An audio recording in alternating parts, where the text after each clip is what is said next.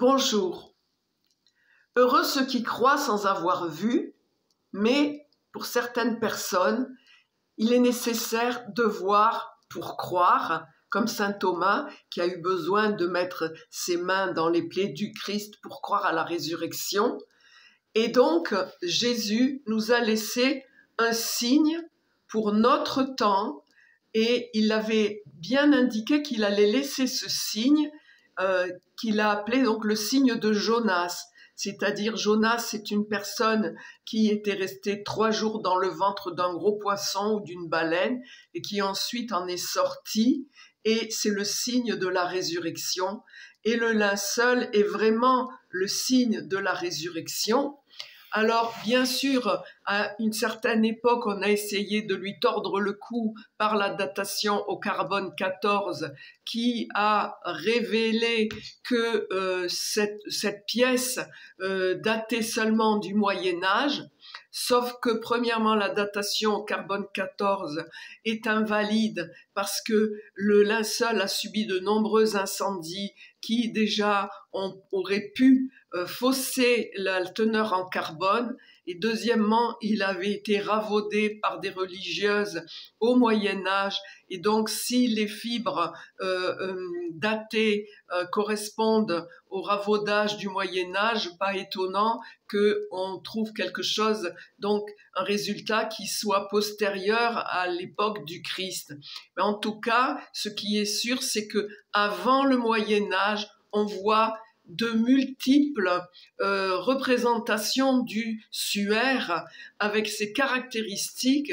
Donc, il est impossible que il ne date que du Moyen-Âge, il est bien antérieur.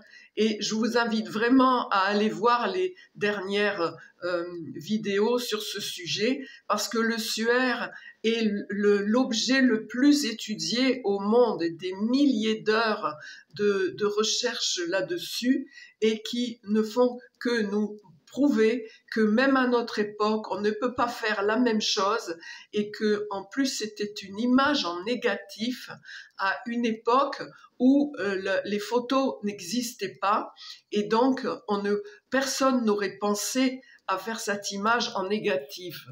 Ce qui d'ailleurs est un clin d'œil de Jésus, parce que le christianisme lui-même est une inversion de toutes les valeurs du monde.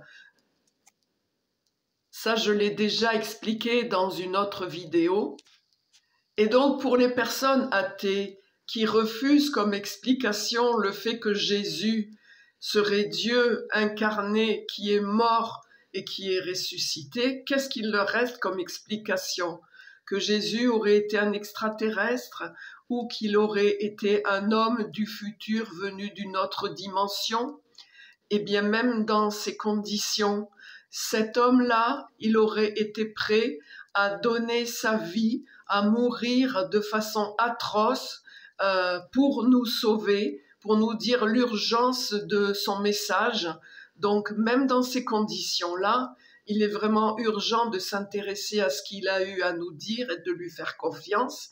Et qu'est-ce qu'il nous a dit? Il nous a dit qu'il est le Fils de Dieu, il est ressuscité, et après sa résurrection, il nous a même dit qu'il faisait partie de la Trinité, parce qu'il a demandé à ce qu'on aille évangéliser au nom du Père et du Fils et du Saint-Esprit.